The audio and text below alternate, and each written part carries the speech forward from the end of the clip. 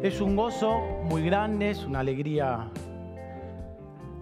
personal muy linda poder compartir este tema esta mañana con ustedes.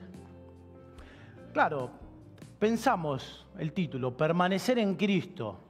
Y si de repente yo le pregunto a usted, mi querido hermano, que me haga un feedback, permanecer en Cristo, ¿qué me dice? Bien. Seguir creyendo. ¿Qué más? Vamos. Bien. Bien. Pensé que iba a ser el único que miraba un poco de reojo el participar de las aflicciones del Señor, pero no. Bien. Agradeciendo y siendo fiel. Muy bien, hermano. Bien, podemos estar inclusive toda la mañana nombrando las innumerables bendiciones que hacen a nuestra vida cristiana aquí en este momento. Sin embargo, en esta mañana vamos a pensar en un aspecto de esta relación de permanecer en Cristo, que es vital para el desarrollo de nuestra fe. Dice la palabra de Dios en 1 de Juan 2:24, no sé si llegan a leer, pero se los leo. Dice, lo que habéis oído desde el principio permanezca en vosotros. Referencia al Evangelio de Jesucristo, claro está, y a su palabra. Y dice luego, si lo que habéis oído desde el principio permanece en vosotros, también vosotros permaneceréis en el Hijo y en el Padre. Las palabras que el apóstol, inspirado por el Espíritu Santo, refiere a las iglesias, a los cristianos del primer siglo, encuentran hoy, como el resto de las Escrituras, claro está, plena vigencia para los cristianos y las iglesias del siglo actual, el siglo XXI. Podemos pensar, sí, en algunas similitudes, algunas diferencias en el contexto aquel y el actual. Pensemos, estuvimos estudiando la carta primera de Juan en el verano. Juan escribe con suma urgencia y preocupación acerca de las herejías crecientes en aquel momento, para refutar, para combatir. Se estaban generando nuevas ideas, enseñanzas que se iban filtrando, se iban introduciendo en las iglesias. Podemos pensar en un tal Cerinto, no importa lo que predicaban o no viene al caso ahora. Estaba Cerinto, los docetistas, el auge de la filosofía gnóstica. Sin embargo, también hoy podemos identificar teologías no bíblicas. Quizás no tengamos un Cerinto, pero tenemos algunos personajes, ¿no? Podemos pensar la teología de la prosperidad, teologías racionales, teología natural. A ver, la base teórica del error puede ser diferente a la de aquel primer siglo, pero el problema es el mismo, que nos alejan de la verdad, nos alejan de Dios. ¿Estamos de acuerdo? Y a todas estas complicaciones, como si fuera poco, en la actualidad sí debemos sumarle, y esto es bien actual, la masividad de la información que nos llega 24/7, por todos lados. Claro que no todo lo que nos llega es malo, pero es una complicación. Fíjense, yo sigo un programa en el YouTube, un programa de fútbol del ascenso. Soy medio fanático del fútbol del ascenso. Bueno, no viene al caso, pero claro, yo pongo y de repente sale una propaganda de una pasta de dientes donde los protagonistas son dos muchachos, hombres, donde se sonríen sugestivamente, ¿no? Se miran, se sonríen, se toman de la mano. Claro, hay un mensaje ahí, ¿no? ¿Qué pasa? Claro, aunque uno no busca eso, el error nos llega. El error, la mentira, el engaño, llega. Ni que hablar de las diferentes ideologías que se nos imponen desde los estamentos, entidades gubernamentales, educativas, el entretenimiento. Uno no lo busca, el error, pero llega, el engaño está, lo tenemos. Entonces el asunto un poco es, bueno, ¿y cómo nos plantamos frente a este entorno que es bastante desfavorable y que muchas veces, sobre todas las cosas, es inevitable? Es inevitable. Estamos expuestos. Querramos o no, de alguna manera, estamos expuestos al error y al engaño. Pablo en algún momento habla de la armadura de Dios, haciendo referencia a la espada del Espíritu, que es la palabra de Dios. Pero hoy vamos a focalizarnos un poquito en esto que escribe Juan, porque vamos a pensar que Juan escribe, bueno, lo que habéis oído desde el principio permanezca en vosotros. ¿Por qué? Estudiamos Juan hace poquito. Hagamos memoria. ¿De dónde viene Juan? ¿Qué viene escribiendo en este primer capítulo y introduciendo el segundo? ¿Alguien recuerda? Hay una serie de advertencias. No amen al mundo ni nada de lo que hay en él. Podemos pensar, no nos involucremos tan íntimamente, ¿no? No busquemos la sabiduría terrenal, el sistema mundo que nos llega. ¿Y qué hay en el mundo? Dice Juan. Vamos, deseos de la carne, ¿qué más? Deseo de los ojos, vanagloria, podemos pensar en la codicia, en la concupiscencia, los deseos de los ojos, la lujuria, la soberbia. Entonces tenemos ahí una advertencia. Y hay una segunda advertencia antes de este pasaje. Muchos ya son, ¿quiénes? Vamos. Bien, los anticristos, muchos ya son los falsos maestros que han surgido. De modo que acá claramente identificamos dos peligros al que el cristiano vive expuesto, ¿sí? A los cuales debemos estar atentos, vigilantes, ¿sí? Y que son de sumo cuidado. Por un lado dijimos el mundo, sus seductoras ofertas. Por otro lado, los falsos maestros, las teologías no bíblicas. Entonces la alternativa y la solución que Juan aquí presenta para no amar al mundo, para no tomar la forma del mundo, para poder identificar y resistir a los anticristos, que dice la palabra que ya están en, es permanecer en el Evangelio de Jesucristo, en la palabra de Dios. Y en consecuencia sí vamos a estar vinculados claramente al Padre, al Hijo y al Padre. Aparte y a diferencia, pensemos en esto, de las diferentes herejías, ideologías, filosofías que nacen de la elucubración de la mente humana, elucubrar, elaborar pensamientos sin ningún fundamento. Mente humana que está perdida y distorsionada por el pecado. Recordemos cómo inicia Juan el discurso. También, hoy los estoy poniendo a prueba. Pero ¿cómo inicia Juan su discurso en la primera de Juan? ¿Qué dice? Exactamente, y después dice, ojo, que a mí lo que yo vi no me lo contó nadie. Yo lo vi con mis propios ojos, estuve con él, caminé con él, fui, vine, como se dice, no toco de oído. ¿Sí? Entonces, esto que dice Juan, permanezcan, lo que habéis oído desde el principio, hace referencia a un testimonio que es fiel y verdadero, no producto de la imaginación humana. ¿Sí? Pedro escribe también en su segunda carta algo parecido, no siguiendo sutiles cuentos supersticiosos, dando testimonio de lo que hemos visto, un testimonio que es fiel y verdadero. Entonces, claro, el apóstol establece un mandamiento, como apreciamos en el uso que es un imperativo, permanecer. Se trata de mantener, de cuidar, de atesorar esto que habíamos o que oímos desde el principio, referencia a la verdad del Evangelio. Una de las características de los tiempos peligrosos que nos toca también es el deseo de oír novedades, ¿no? La doctrina verdadera genera poco interés en nuestra sociedad, no solo en la mundana, cosa que es natural, tristemente muchas veces en los creyentes también. Muchos buscan hoy novedades, asuntos pocos oídos, discursos elocuentes, grandes luces, sí, pero que no son bíblicos, mi querido hermano. Y esa continua ansiedad por alguna cosa nueva era señal de quiénes. Estoy medio preguntón hoy. ¿Se acuerdan? Del ateniense, ¿no? ¿Se acuerdan? No del cristiano, no debe ser una señal del cristiano.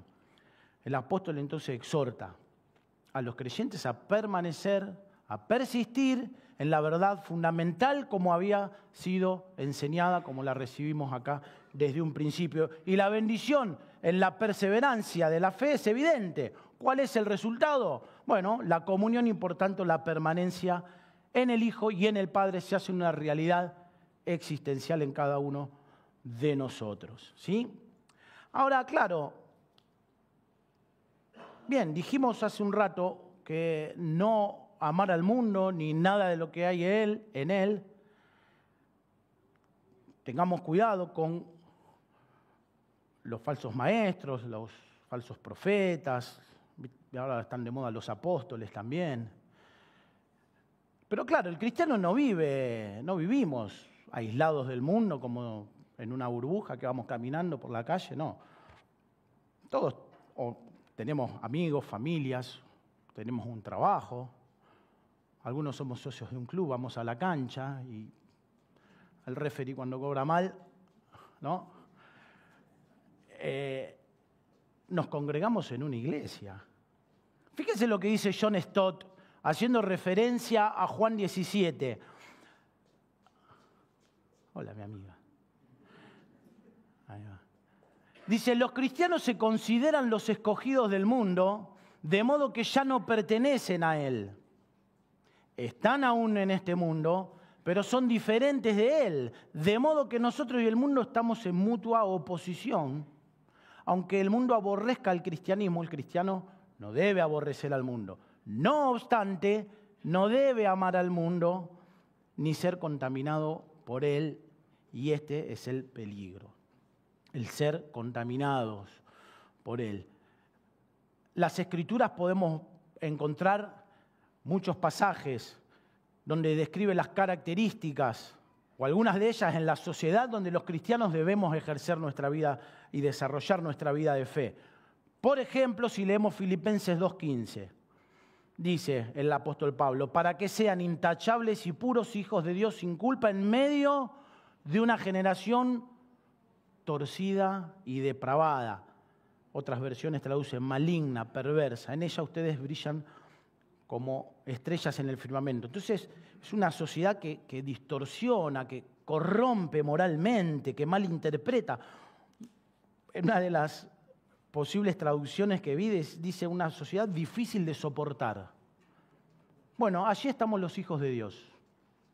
¿Sí? Pablo ahí viene escribiendo un poquito acerca de que debemos cuidar nuestra salvación con temor y temblor, no que la vayamos a perder, pero sí debemos desarrollar y crecer en la fe conforme al precio que Cristo pagó por nosotros en la cruz. Y esta sí es nuestra responsabilidad. Entonces, una sociedad que distorsiona, que corrompe, que malinterpreta. Escribe Pérez Millos, la sociedad no creyente es maligna como condición natural del pecador no regenerado que vive esclavizado por el diablo y el pecado. La generación en medio de la que están los creyentes es perversa, por lo que se desvían de lo honesto, propia de quien está lejos de Dios. La situación del creyente es la de estar rodeados de impíos. Y usted me preguntará, ¿y a todo esto a qué viene? Bueno, una pregunta que le hago a usted y me la hago a mí primero. ¿Yo me creo inmune? ¿Creo que no me va a pasar nada viviendo en medio de una generación perversa y torcida? ¿Creemos que nuestra fe es lo suficientemente madura y firme para no resbalar? Y en todo esto, ¿no? ¿Dónde entra esto de permanecer en Cristo? Y esta mañana déjeme recordarle una porción de la historia de Lot. Pero primero, pregunta de nuevo, ¿quién recuerda cómo la Escritura lo describe a Lot en el Nuevo Testamento? A ver, vamos, segunda de Pedro. A mí me gustaría que me recuerde así la Escritura, ¿eh? ¿Recuerdan? Se lo leo. ¿Cómo? Un hombre justo. ¿Qué más? ¿Alguien recuerda? Bien, le leo. Por otra parte dice, libró al justo Lot, que se encontraba abrumado por la vida desenfrenada de esos perversos, pues este justo que convivía con ellos amaba el bien día tras día y sentía que se le despedazaba el alma por las obras malvadas que veía y oía. Bien, yo quisiera estar así con esta descripción, ¿no? 2 veces justo, que amaba el bien y que se entristecía en gran manera por las prácticas de sus vecinos, por lo que los rodeaban. Sin embargo, leemos la historia allí, Génesis 19, del 1 al 8, y veamos qué pasó con este hombre que 2 veces justo, que amaba el bien y que se entristecía. Voy a leer Génesis 19, versículos 1 al 8. Voy, Dice, si lo quieren buscar en la Biblia, tomémonos 3, 4 segundos mientras yo tomo un poquito de agua.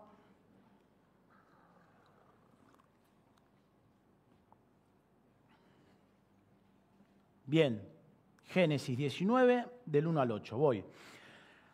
Caía la tarde cuando los dos ángeles llegaron a Sodoma. Lot estaba sentado a la entrada de la ciudad. Al verlos, se levantó para recibirlos y se postró rostro en tierra. Dijo, por favor, señores, les ruego que pasen la noche en la casa de este servidor suyo. Allí podrán lavarse los pies y mañana al amanecer seguirán su camino. No, gracias, respondieron ellos, pasaremos la noche en la plaza. Pero tanto les insistió que fueron con él y entraron en su casa. Allí Lot preparó una buena comida, les hizo panes sin levadura y ellos comieron. Aún no se habían acostado cuando todos los hombres de la ciudad de Sodoma rodearon la casa. Todo el pueblo, sin excepción, tanto jóvenes como ancianos estaban allí presentes, llamaron a Lot y le dijeron, ¿dónde están los hombres que vinieron a pasar la noche en tu casa? Échalos fuera, queremos tener relaciones sexuales con ellos. Lot salió a la puerta y cerrándola atrás de sí les dijo, por favor, amigos míos, no cometan tal perversidad.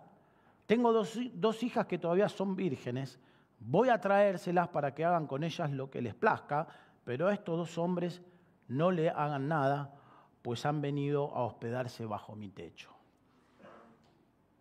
Bien, estos primeros versículos que leemos aquí en el Génesis 19 nos dan un panorama, un cuadro sombrío de lo que podemos llamar contaminación relacional.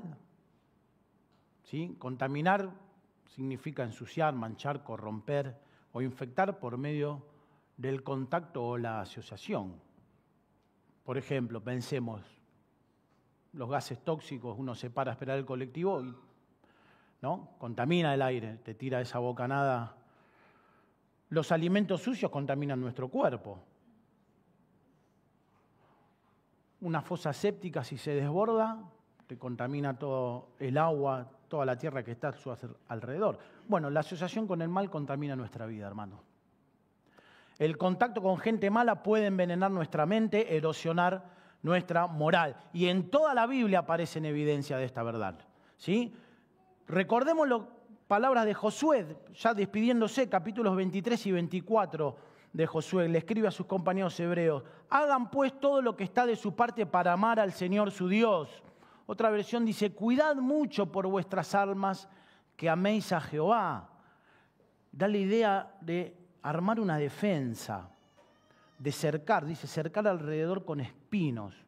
Recuerdan que decía Pablo recién, cuidad vuestra salvación con temor y temblor. Dice, porque si ustedes dan la espalda a Dios y se unen a las naciones que aún quedan entre ustedes, mezclándose y formando matrimonios con ellas, pueden estar seguros de que el Señor su Dios no expulsará de entre ustedes a esas naciones. Por el contrario, ellas serán como red y trampa contra ustedes, como látigos en sus espaldas y espinas en sus ojos, hasta que ustedes desaparezcan de la buena tierra que el Señor Dios les ha entregado. Es obvio que no podemos evitar la asociación con gente informal. La asociación informal con gente mala. Es inevitable. Decíamos antes, todos vivimos, no estamos aislados del mundo. Y sí debemos ser amigables con todos, pero cultivar amistades íntimas con gente inmoral es peligroso, ¿sí? Para nuestra salud espiritual. Y esto no quiere decir que los creyentes tenemos que evitar el contacto con gente incluso de otras religiones o filosofías. De hecho, Pablo estimula sinceramente una asociación cercana, pero como un medio para demostrar el amor de Dios. Ni que hablar del Señor, que se sentaba a comer con publicanos, con pecadores. Sin embargo, si estas personas mantienen un estilo de vida malvado, solo es asunto de tiempo para que los problemas de ellos pasen a ser nuestros problemas. ¿Sí?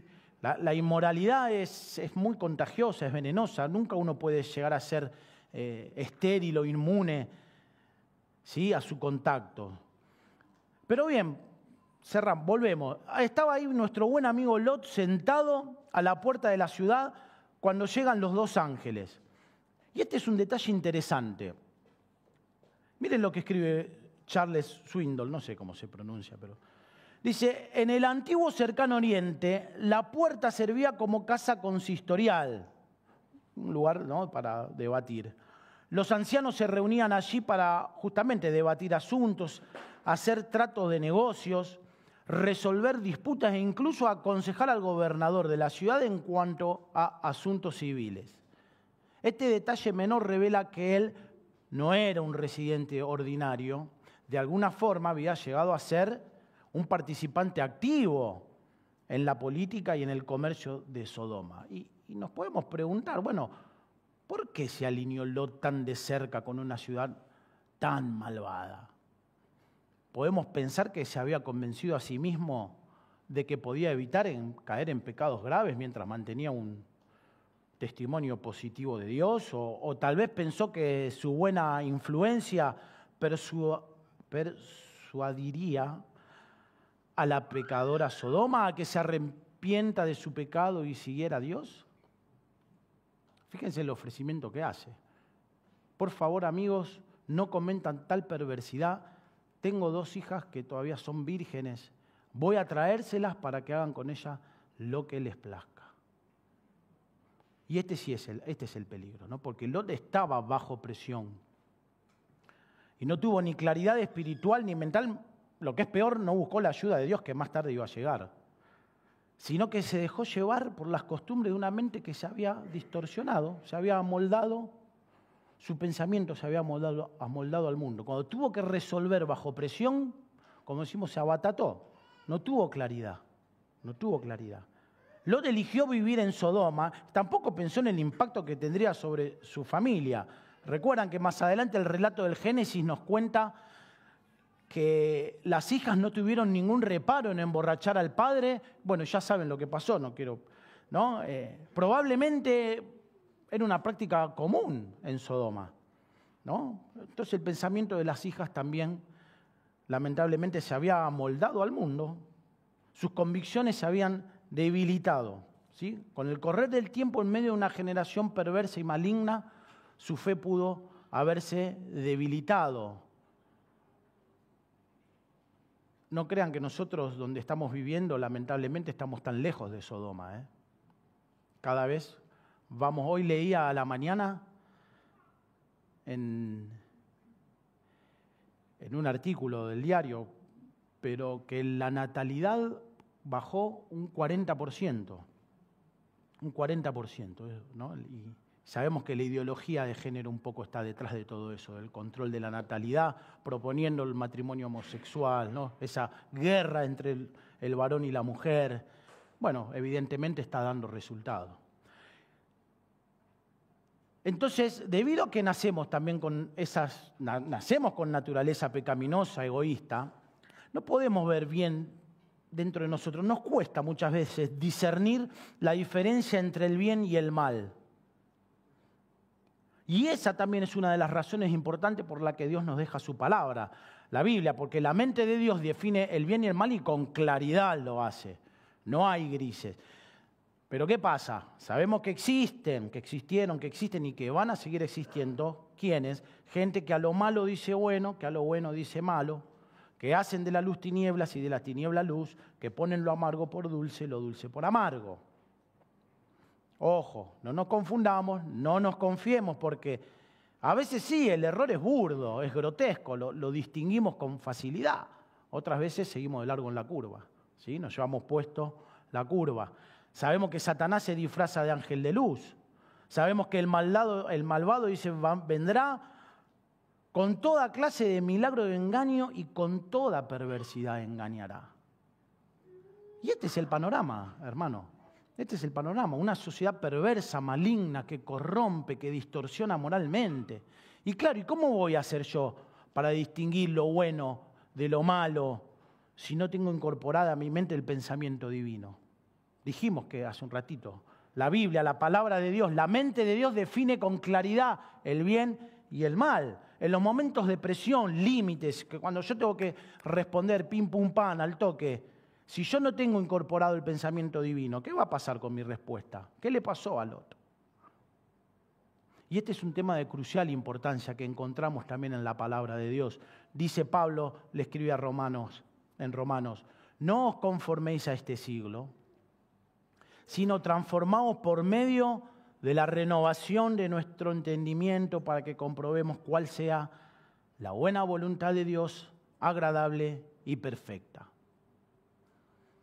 Cierta vez escuché decir a un pastor que la Biblia es la mente de Dios escrita en lenguaje humano, de alguna manera, ¿no? Y claro, nosotros vivimos en un proceso de santificación, nuestra meta es parecernos cada día más a nuestro Señor Jesucristo, ¿sí? Pero para santificarnos, para crecer en la fe, para avanzar en la carrera cristiana, necesitamos pensar como piensa Dios. Y para pensar como piensa Dios, para ponernos de acuerdo con la mente de Dios, para ver el mundo y la vida como la ve Dios, es imprescindible incorporar a nuestra mente, la mente de Dios, el pensamiento divino. Permanecer en lo que hemos aprendido desde el principio, dice la palabra de Dios. Entonces, es de crucial importancia que alimentemos nuestra mente con la palabra de Dios, porque la batalla del cristiano también es por la mente. El diablo es nuestro enemigo, el sistema mundo es nuestro enemigo. Están empecinados en una tarea de atacar nuestra mente, empecinados en una tarea de que produzca en nosotros una conformación de nuestra mente al pensamiento del mundo. Por eso Pablo escribe, no tomen la forma del mundo. Y la manera de no tomar la forma del mundo es renovando el entendimiento.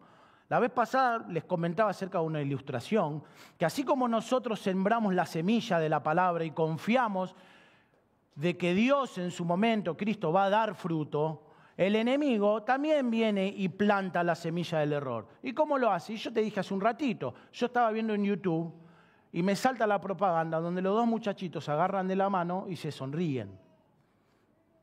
El enemigo viene y planta la semilla del error. Y cuando menos lo esperamos, esa semilla da fruto y nuestra mente se amoldó al mundo.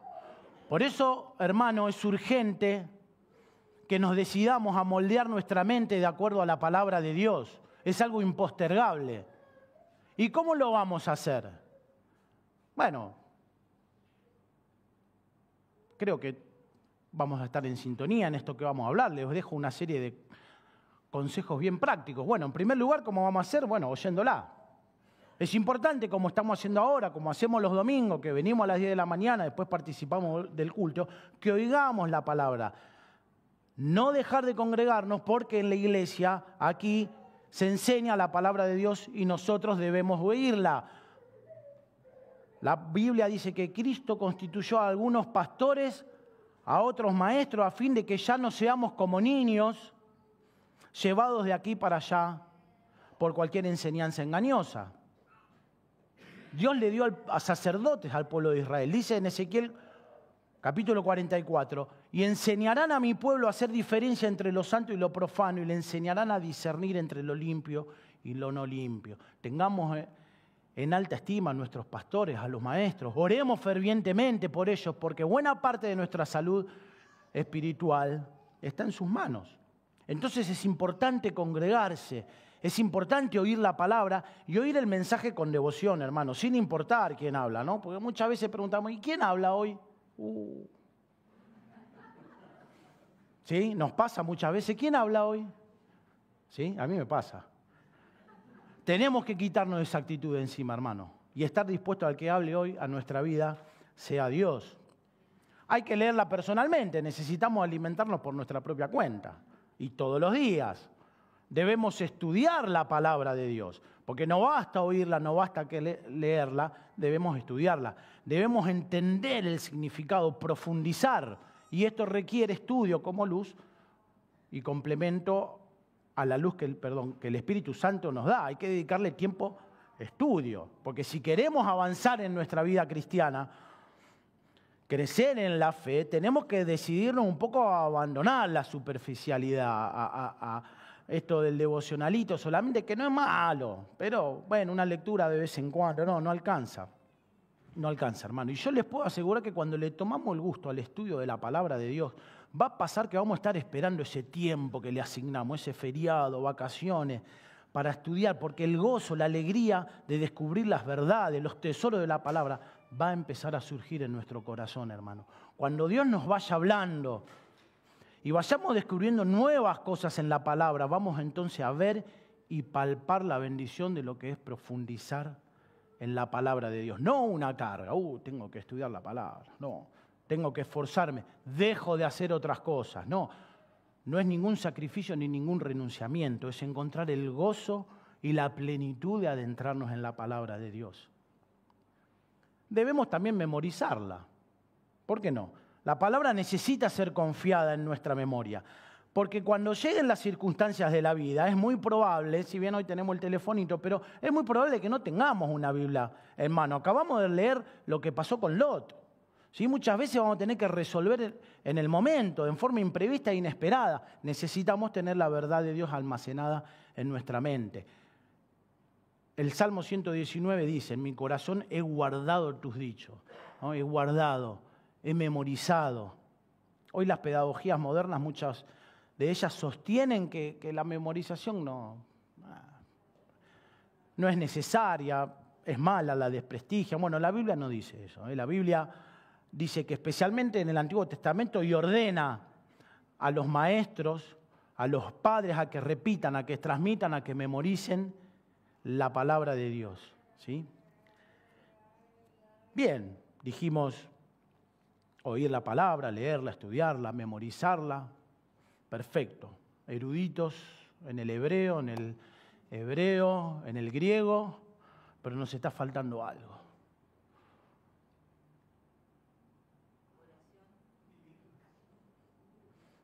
Tenemos que vivirla. Tenemos que traducir en una acción correcta esa verdad que Dios grabó, que el Espíritu de Dios grabó en nuestra mente. Eso que Dios nos dijo, tenemos que decidirnos a ponerlo, a obedecerlo y a ponerlo por obra. ¿Y saben qué, mis queridos hermanos? Esto es una decisión también que tenemos que tomar. Dice la palabra de Dios, Romanos 6:19, así como para iniquidad presentaste vuestros miembros para servir a la inmundicia y a la iniquidad, así ahora para santificación presentar vuestros miembros para servir a la justicia. Ahora, con ese mismo entusiasmo y ganas que antes servíamos al pecado, ahora tenemos que presentar nuestro ser entero en obediencia a Dios. Entonces, ¿de qué se trata permanecer en Cristo? Se trata claramente en permanecer en su palabra, de obedecerla, de estudiarla, de ponerla por práctica. El Señor nos manda. Antes de que, una vez resucitado, dice, el Señor nos envía a poner por obra y a obedecer todo lo que Él nos enseñó. Y voy cerrando, mis queridos hermanos. Volvemos a... Algún memorioso quizás recuerda el texto que le siga a 1 de Juan, no me lo spoileé todavía, Lucas, Primera de Juan 2:24. Porque todo esto que estuvimos hablando, pensando de permanecer en Cristo, permanecer en su palabra, para poder resistir, ¿no?, a todo el sistema mundo que nos rodea, tiene una recompensa. ¿Quién se acuerda del pasaje que le sigue al que aquí figura? Muy bien, ahí está, dale. Entonces, bueno, no se ve, pero dice, y esta es la promesa que Él nos hizo, la vida eterna.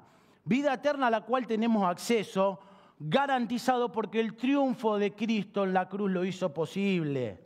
Él abrió el camino. La vida eterna no es solo vida larga, es vida en abundancia aquí y ahora, y que se sustenta, como dijo el Señor mismo, en el conocimiento del Padre y del Hijo. Y esta satisfacción se puede disfrutar solo cuando el individuo cumple con el propósito para el cual fue creado, glorificar a Dios y disfrutar de Él plenamente. Dios le bendiga, hermanos.